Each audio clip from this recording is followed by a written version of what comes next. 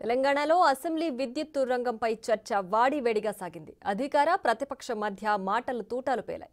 CM Revanth Reddy BRS పై వాగ్బాణాలు సంధించారు. జగదీశ్వర్ రెడ్డి ఆవేదన చూస్తుంటే చర్లపల్లి జైలులో ఉన్నట్లు మాట్లాడుతున్నారని సెటైర్లు విసిరారు.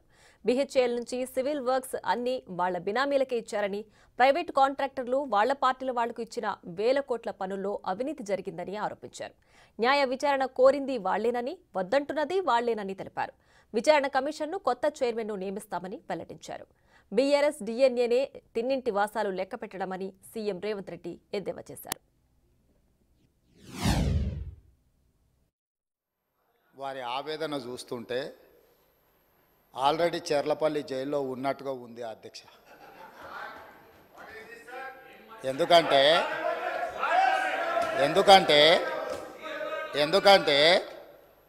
జ్యుడిషియల్ ఎంక్వైరీ ఆర్డర్ ఇచ్చినప్పుడు జ్యుడిషియల్ ఎంక్వైరీ ఆర్డర్ ఇస్తామని మేము అనలేదు అధ్యక్ష.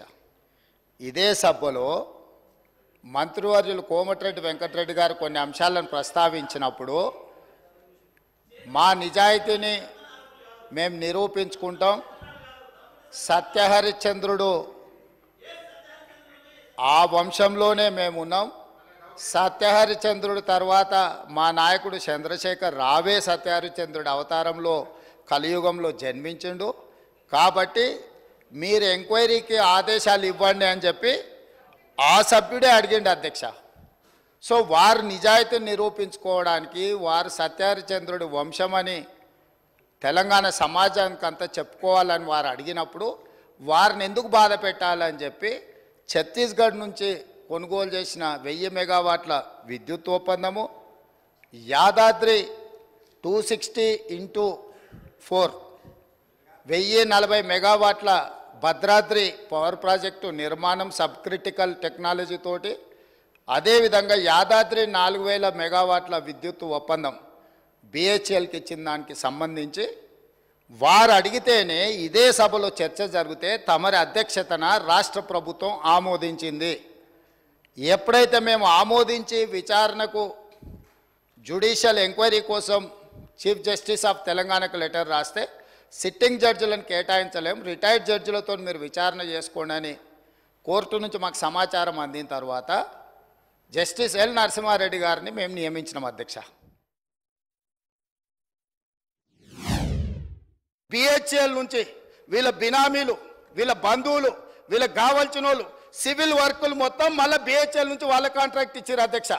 ఈరోజు విచారణకి ఇస్తే ఎందుకు గుండెలు బాదుకుంటారు అధ్యక్ష? ఉన్నదంతా బీహెచ్ఎల్కి అయితే కేంద్ర ప్రభుత్వము సంస్థకే ఇచ్చినప్పుడు బాధ ఎందుకు పడుతున్నారు అధ్యక్ష? కోర్టుకి ఎందుకు పోయినరు? విచారణ జరగొద్దని ఎందుకు అంటున్నారు? ఎందుకు పొడ పేపర్లు పెడుతున్నారు? ఈరోజు బీహెచ్ఎల్ నుంచి సివిల్ వర్కులు మొత్తము ప్రైవేట్ కాంట్రాక్టర్లకు వీళ్ళ బినామీలకు ఇచ్చిండ్రు, వేల కోట్ల రూపాయలు ఒప్పందాలు జరిగినాయి, అందులో ఫ్రాడ్ జరిగింది.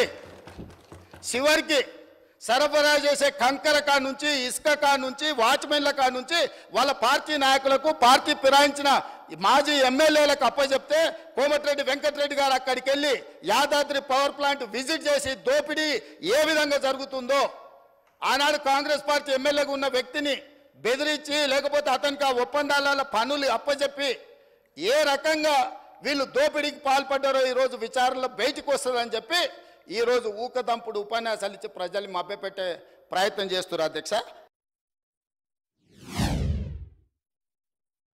అంటే ఒక కమిషన్ వేసిన తర్వాత కమిషన్ విచారణ చేసేటప్పుడు, కమిషన్ సమన్ చేసినప్పుడు బాధ్యత గల పౌరుడిగా, ప్రజాప్రతినిధిగా అక్కడికి వెళ్ళి తమ వాదనను ఇక్కడ ఏదైతే వాదన వినిపించాలనుకున్నారో ఆ విచారణ కమిషన్ ముందర వెళ్ళి వీరు వాదన వినిపించిన ఉంటే నిజంగానే వాళ్ళ నిజాయితీ అంతా బయటకు వచ్చి ఉండేది కదా అధ్యక్ష.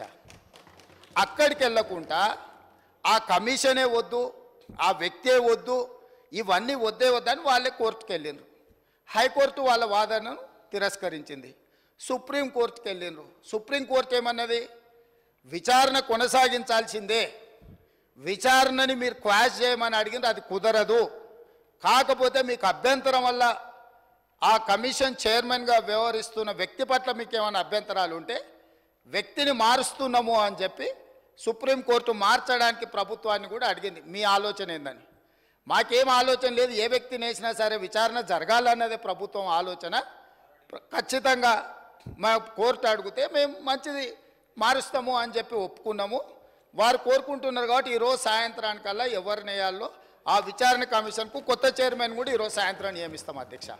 ఇక రెండవ పాయింట్, వాళ్ళేదో తెలంగాణకు విద్యుత్ వెలుగులు తెచ్చినట్టు, తద్వారా తెలంగాణ అంతా దగదగ మెరిసిపోతున్నట్టు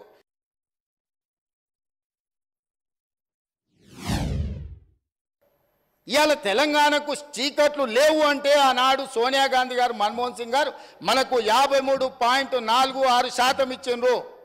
ఆంధ్రప్రదేశ్లో రాజు కేసు వేస్తామంటే ఇవాళ ఆయన లేడు, దయాకర్రావు గారు.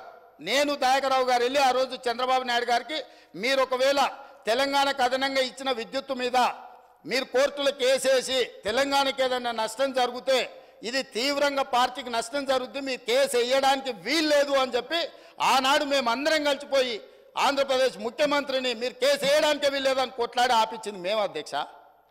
ఆయన ఏందో ఆయన గురువు, ఈయన గురువు, ఆయన గురువులకు పంగనామాలు పెట్టే లక్షణం మీది. మేము ఎప్పుడు కూడా ఎవరితోనైనా తెలంగాణలో ఏంది అధ్యక్ష, ధూపం మీద వస్తే ఎవరన్నా గిలాసని మంచినీళ్ళు ఇస్తే కూడా వాళ్ళని గుర్తుపెట్టుకుంటాం అధ్యక్ష. మనము 10 ఏళ్ళలో 20 ఏళ్ళలో కలిసి పనిచేస్తే సహచరులుగా ఉన్న మన వాళ్ళని మనం అగౌరవపరచాలని ఎక్కడన్నా ఉందా అధ్యక్ష? వాళ్ళకంటే తిన్నింటి వాసాలు లెక్కబెట్టే లక్షణం ఉంది, నాకు అట్లాంటి లక్షణం లేదు అధ్యక్ష. నేను మిత్రులను మిత్రులాగానే చూస్తా, సహచరులను సహచరులలాగా చూస్తా. పెద్దవాళ్ళని గౌరవించే సంస్కారం మా తల్లిదండ్రులు మాకు నేర్పినరు. మీలాగా ఎవరు అవకాశాలు ఇస్తే ఏ ఇంట్లో మీకు భోజనం పెడితే ఆ ఇంటి వాసాలే లెక్క పెట్టి ఆ ఇంటికే నిప్పు పెట్టే ఆలోచన మీకుంటుంది అధ్యక్ష. అది మీ లక్షణం, మీ బ్లడ్లు ఉంది, మీ డిఎన్ఏనే అది. ఎవరు నమ్మితే వాళ్ళను మోసం చేసే లక్షణం ఇది. ఎస్సీ ఎస్టీ కేసు పెట్టి ఆడపిల్లని జైలుకు తోలిన పాపం ఊరికే పోదు, అందుకే ఇవాళ మీ ఇంట్లో జైల్లోకి పోతున్నారు అధ్యక్ష. మన్ని ఆడబిడ్డలను జైలుకు తోలినందుకు ఆ నొప్పి తెలవడానికే మంది పిల్లలు జైల్లోకి పోతుంటే ఆడపిల్లలను కూడా కేసులు పెట్టి జైలుకు తోలినందుకు ఇవాళ ఆ రౌండ్ మీకు వచ్చింది అధ్యక్ష. ఊరికే రాలే, చేసిన పాపాలు ఊరికే పో అని పెద్దోళ్ళు చెప్పిండ్రు అధ్యక్ష. మమ్మల్ని అందరినీ జైలుకు తోలిండ్రు, రాజకీయ కక్షతో తోలలే. ఫామ్ హౌజులు కట్టుకున్నది మీరు, ఫామ్ హౌజులు కట్టుకున్నది మీరు, నియమాలు ఉల్లంఘించింది మీరు. వాటిని బయట పెట్టినందుకు జైల్లో పెట్టి డిటెన్షన్ సెల్లో పెట్టిన అధ్యక్ష. నన్ను 16 రోజులు ఒక్క మనిషి లేకుండా ఐఎస్ఐ తీవ్రవాదులను ఎక్కడ పెడతారో అట్లాంటి డిటెన్షన్ సెల్లో నన్ను 16 రోజులు పెట్టింది అధ్యక్ష చెర్లపల్లిలా. నేను భయపడలే, లొంగిపోలే, నిలబడి నిటారుగా కొట్లాడిన అధ్యక్ష. మీరు జైలుకు తోలితే భయపడేటోళ్ళు ఎవ్వరు లేడు. అబద్ధాలు చెప్పి ప్రజల్ని మభ్యపెడితే ప్రజలేమో అమాయకులు కాదు. మీరు చేసిన అన్యాయాన్ని కళ్ళతో చూసిండ్రు కాబట్టే మనకు ఎన్నికల్లో గుండు 0 ఇచ్చారు అధ్యక్ష. పార్లమెంటులో నోరు తెరవకపోయినా ఇవాళ తెలంగాణ తెచ్చినానికి కేసీఆర్ గొప్పలు చెప్పుకుంటాడు. నేను ఈ ఉమ్మడి రాష్ట్రంలో, ఉమ్మడి ఆంధ్రప్రదేశ్ శాసనసభలో నేను ఎంత మాట్లాడిన తెలంగాణ మీద, సేమ్ సమయంలో పార్లమెంట్లో చంద్రశేఖరరావు నోరన్న దర్శిలో రికార్డులు తీయండి అధ్యక్ష. ఎవరో చేస్తే, ఎవరో త్యాగం చేస్తే ఆ త్యాగాల పునాదుల మీద, ఆత్మ బలిదానాలు చేసుకున్న శవాల మీద అధికారంలోకి వచ్చిన వీళ్ళు ఈరోజు మమ్మల్ని అధ్యక్ష తప్పులు పట్టేది.